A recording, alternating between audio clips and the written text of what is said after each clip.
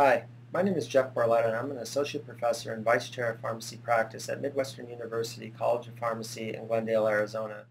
The article I'll be discussing today is entitled Proton Pump Inhibitors and the Risk for Hospital-Acquired Clostridium difficile Infection, authored by myself and Dr. Shireen El-Abieri, Lindsay Davis, Bao Nguyen, and Carrington Rainey. Previous research has established a strong link between PPI use and Clostridium difficile diarrhea, both in the community setting and in the hospital. The duration of therapy, however, whereby risk increases, is largely unknown. So the objective of our study was to further examine the relationship between PPI use and nosocomial C. diff and identify the duration of therapy whereby risk increases. This was a case-controlled study conducted at two affiliated hospitals where adult patients with C. diff were identified from an institutional database maintained by the Department of Infection Control. To be included, patients had to have nosocomial C. diff and a hospital length of stay that exceeded 72 hours. Patients were excluded if they had community-acquired C. diff or a history of C. diff within the previous 90 days.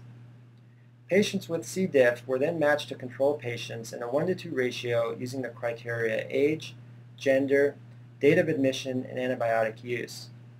All patients meeting inclusion-exclusion criteria and successfully matched were then reviewed for demographic characteristics, medication history, and other potential confounding variables for C. diff.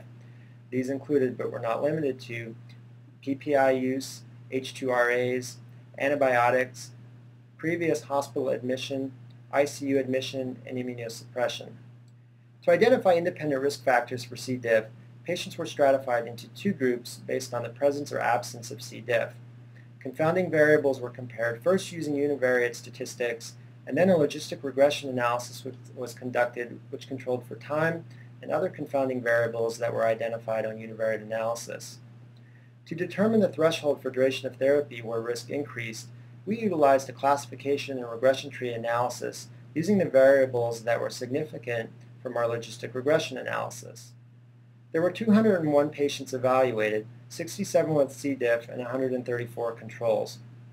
Overall, PPI use was significantly higher in patients who developed C. diff compared to those who did not, 76% compared to 39%. Additionally, patients who developed C. diff had a longer duration of PPI therapy, a median of 5 days compared to 0. We then entered PPI duration into a logistic regression model with other variables identified on univariate analysis as being potential confounders, along with study duration. PPI duration was retained as a significant risk factor with an odds ratio of 1.14 and a 95% confidence interval of 1.02 to 1.27. CART analysis revealed multiple thresholds for duration of PPI therapy where the risk for C. diff increased. First was in patients without a prior hospital admission within 30 days.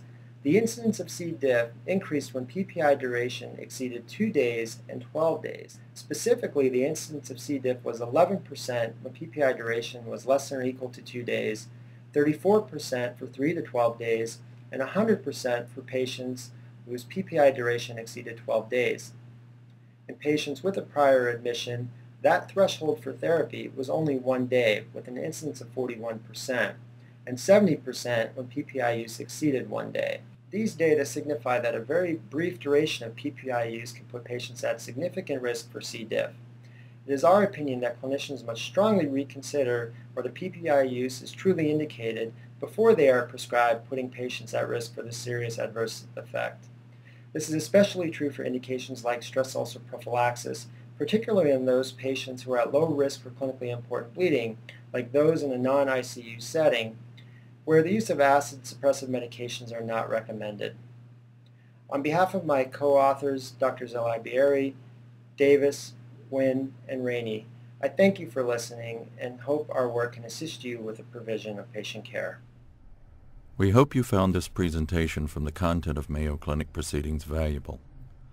Our journal's mission is to promote the best interests of patients by advancing the knowledge and professionalism of the physician community.